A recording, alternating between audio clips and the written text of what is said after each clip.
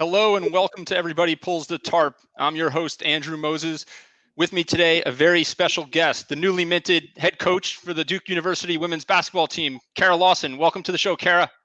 Thanks for having me. Excited to be here. So there's another Coach K in town, I guess. Is that what they're saying? I don't know about that. I think there's probably just still one Coach K, but I'm certainly excited about the opportunity. What a chance for a first-year head coach to be able to work alongside one of the all-time great college coaches, not just basketball, but all sports. I'm definitely going to lean on him as a resource for sure, because he's seen so much during his storied career. Absolutely. So you were named head coach at Duke July 11th. So I guess 9 or 10 days. What has the last 9 or 10 days been, Coach? What has it been like? It's been a whirlwind, just trying to get a grasp of our program in its current state, trying to get a grasp of what we need to do to allow our current players to come back to campus, to get on the road recruiting, not on the road, really on the road, but to call players and let them know and introduce myself as the new coach at Duke. And then, of course, all the other parts of being a college head coach. You touch so many different parts of the university, whether it's faculty, whether it's administration, whether it's alumni, whether it's donors and boosters. I mean, all of those things, all of those people. In the last 9 days, I've talked to a lot of all those groups. Sure. So I've heard you say that the Duke head coaching job is a dream come true. Why Duke? Why Duke for you? Well, Duke has a unique blend of high-level academics to top 10 academic institution in the country. It's one of the finest academic institutions in the world. And then you combine that with a world-class basketball experience. Duke is the biggest college basketball brand in the world. It just is. Everybody knows Duke basketball. And you have an opportunity to play in the ACC, which has such a great history of the conference, and also to play in Cameron Indoor Stadium, which is one of the best arenas in the country for college basketball. So we've just said it's one of the best academic schools. It's got the best brand, global brand for a college basketball program. One of the best arenas, if not the best in Cameron. I'll say the best, but certainly other schools could argue. And then you talk about how great of a basketball experience we think we're going to be able to provide to players. It doesn't get any better than that. Not just for your first job, but for any job that you're able to procure in your career. To be a head coach at Duke University is an incredible honor. Well, you come from an NBA job, assistant coach with the Celtics under Brad Stevens, and I saw something pretty cool on social media. The players in Boston gave you a pretty cool farewell. As I understand it, they all bought Duke women's basketball T-shirts to say goodbye. Yeah, they surprised me. We had a team meeting the evening, a couple evenings before I was leaving the bubble with the Celtics. And when I got up to the floor that we were having a team meeting on, they started to talk about how excited they were for me to go to Duke and that they had a surprise. And they brought out all of those Duke women's basketball T-shirts. And that meant a lot because of the relationships I built with those players, how deep they were in just a year, very close with so many of them. And also, it wasn't easy for some of them to put on a Duke shirt. It did say Duke women's basketball, so I did have some say to me that if it hadn't said women's basketball, they wouldn't put it on. But for me, they did, and just appreciative of all the support from those young men and everything that they've done to help me in my career. Just being able to learn from them as well. Coach-player relationship, the learning goes both ways. The learning goes both ways in a good coach-player relationship, and I certainly learned a lot from my guys with the Celtics. So this show is called Everybody Pulls the Tarp, and it's based upon a philosophy that I have that great teams are powered by individuals who contribute far beyond the boundaries of their job description. It's a philosophy that I've lived by since many, many years ago. I started my career working in the front office as an intern in minor league baseball. And on the first day, I thought I was doing front office work, and they told me to bring some old clothes and put them in a locker. And I said, why? And they said, well, we're going to need you to help pull the tarp in rain delays on and off the field. And I said, well, what do you mean? And they say, the big leagues, they have the same size field, the same grass, the same dirt. But here we only have 4 or 5, members of the grounds crew. Up there, they have 18, 19, 20. So everybody here has to pitch in. And it's always been a philosophy that I've lived by. And I guess as you think about, this next era in your coaching career, you've got to build a staff, you've got to build the right culture, your culture at Duke. What do you look for, and how do you know that you found the players that are going to do the little things that matter in the program? Yeah, I mean, I think relationship will be a relationship-based program. I think if you take the time to learn about people, if you take the time to ask questions and listen when they're talking, I think you can learn a lot about somebody and their motivations, their goals, their desires, and that allows you to see if that's somebody that aligns with what you want, as far as what you want, and not just a player for your program, a staff member for your program, whatever it is. So that's really been my approach, and will continue to be my approach, is to get to know people and see if we kind of have a shared vision and a shared desire to achieve some of the same things. So with some people, just like relationships in life, right? Like with some people, you can get to a point quickly where that it's that you're aligned and it's shared, and some people it takes a little bit longer. So that's I found that to be the case in any job that I've had. Is some people I'm very quick to connect with, and some people I have to work a little extra for. And just like you weren't afraid to pull the tarp, I'm not afraid to work a little extra for somebody. How important to the relationship building is communication? I think it's really important. Open and honest communication. That doesn't mean that everything that I tell you is what you want to hear. That means that everything that I tell you is open and is honest and is in your best interest. And that's a challenge I think all coaches have, is to communicate with their players in a direct way, communicate with your players in an honest way. And there are times they may not like it. There are times they may not like you. There are times they may not want to talk to you. All of that is a part of them growing and them maturing. Obviously, we're with players like 18 to 22 years old. They're growing. They're going through a lot of growth in their life, right? A lot of emotional growth, a lot of figuring out kind of who they are as people. And so that's a fun part, to be a part of that process and to be able to help them do that. So this is, obviously you've done some international coaching and an assistant in the NBA. This is your first head coaching job at this level. What do you see as the most significant part of the transition for you to a head coaching role at this level? I think just handling all of the constituencies that you're not in charge of, but that you need to be able to reach out to, that you need to be able to have a relationship with.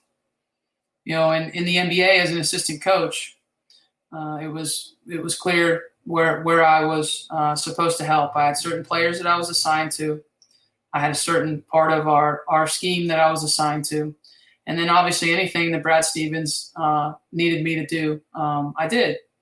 But it was kind of set forth for me. It wasn't something I necessarily had to create. Although you did have a lot of creative freedom in terms of how you worked with your players.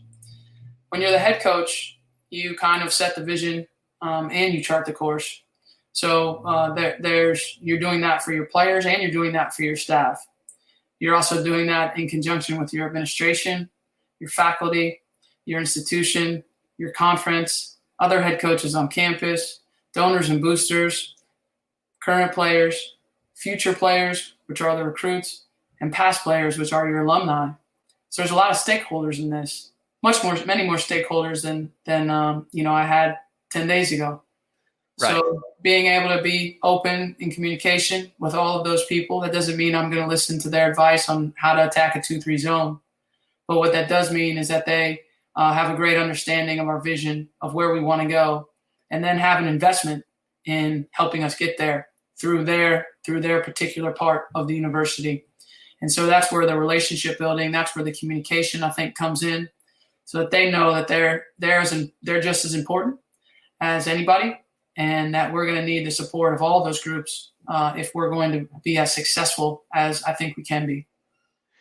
So one of the things that I've observed is that a lot of folks after their playing careers who get into TV work like you did are able to nicely make the transition to coaching. What is it you think about the work? What do you think that the work that you did on television over the years helped prepare you for a life in coaching? Does it make a difference? Do you see things when you're doing TV work that maybe you didn't see as a player? Well, they're certainly not completely analogous, but what I will tell you is what it gives you is a broad spectrum of observation experiences. So I've been able to go to thousands of practices over the 16 years, watching the best of the best conduct their practice, watch the best of the best conduct their shoot-arounds, coach the games, whether it was at the collegiate level or the NBA level, whether it was on the men's side or the women's side.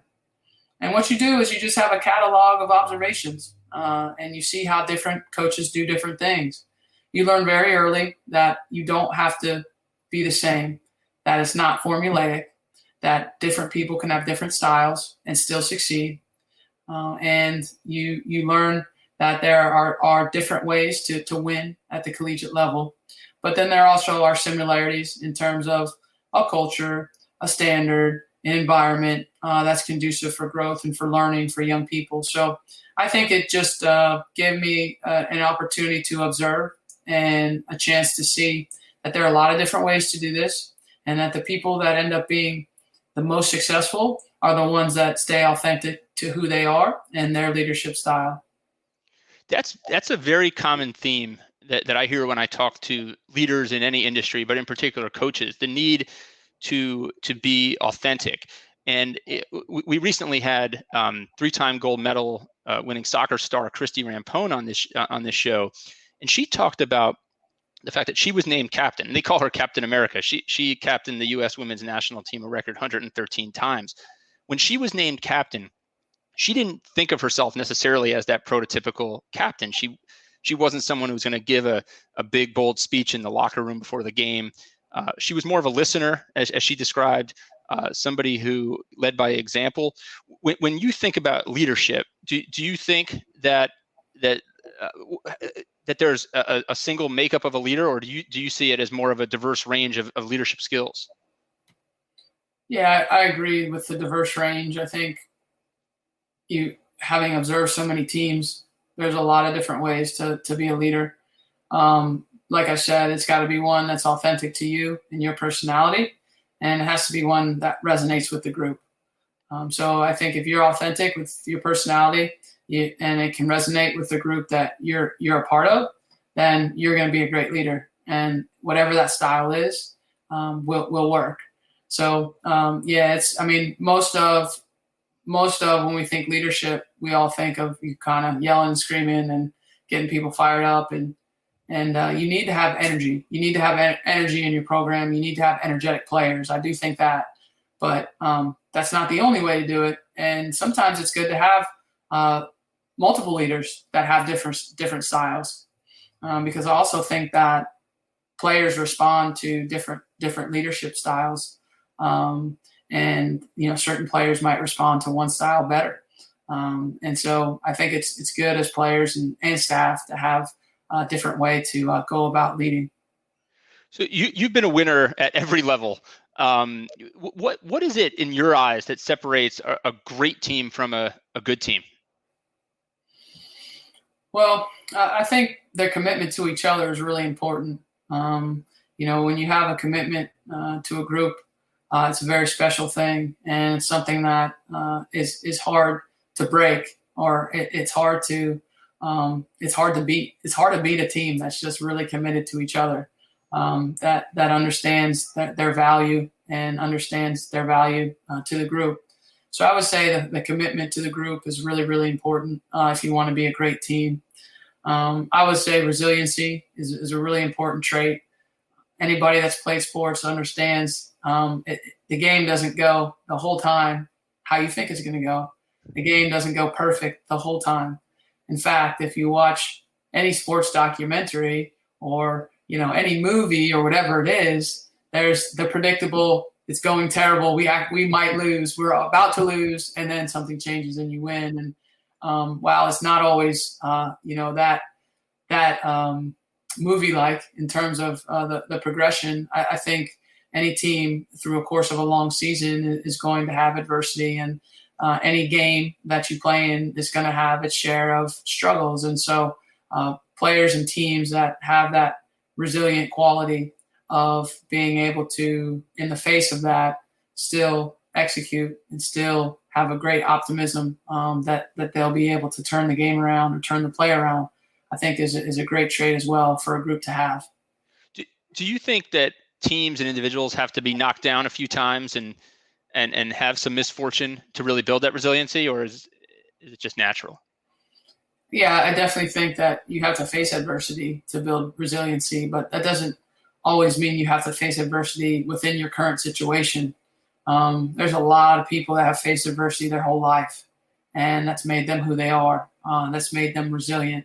They don't need to go to college and face it again in order to have that quality. So I think that's something that can be built before you even get to a place like Duke.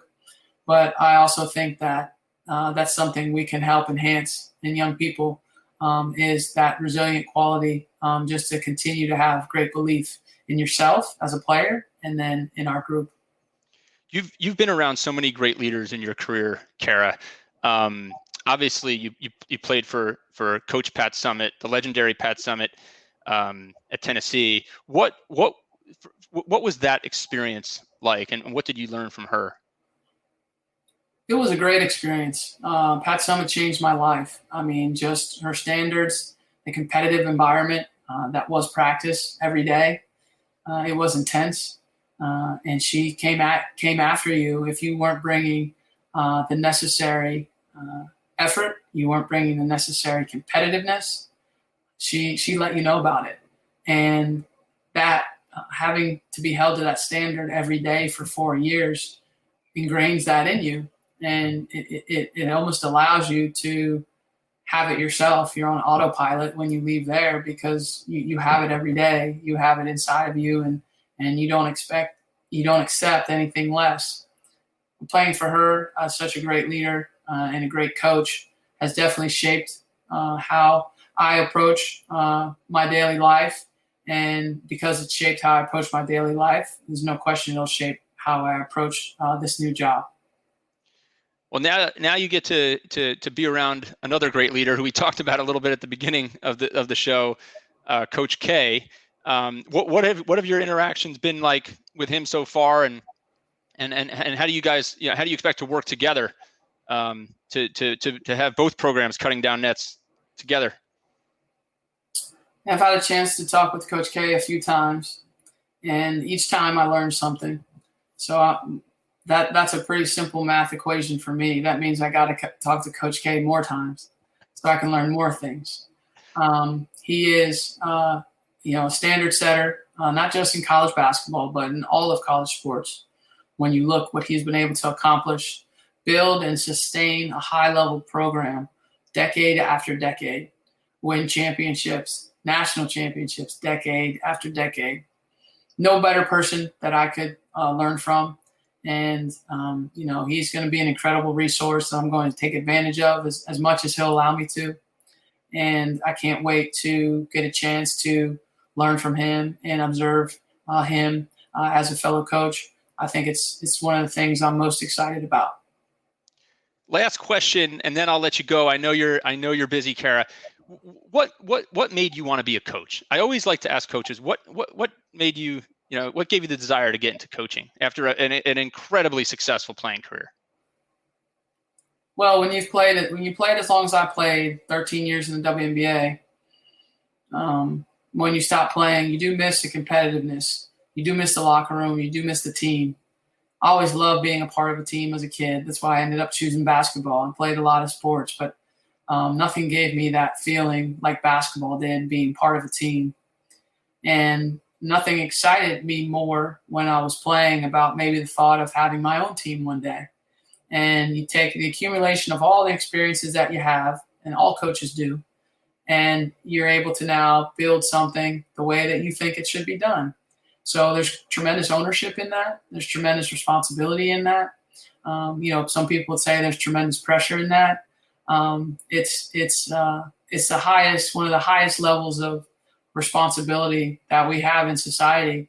I think. I mean, obviously, being a parent is a lot of responsibility, but being a coach is right there. And I have friends over the years. I have teammates over the years. I've had coaches over the years that have been like parents to me.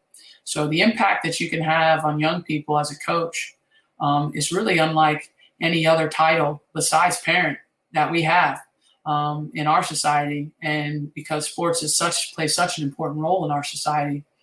So I think it's just the opportunity to impact young people and to help set their course and chart their course for the rest of their lives, as Pat Summitt did for me. That's what's continued to be intriguing about coaching, and now I'll have that chance at Duke University. Well, Kara, thank you for spending a few minutes. You've had a storied career, and I feel like it's just beginning. I wish you the best of luck at Duke, and we're all rooting for you and the other Coach K to be cutting down nets together pretty soon. So thanks for joining Everybody Pulls the Tarp. All right. Thanks, Andrew. Have a good one.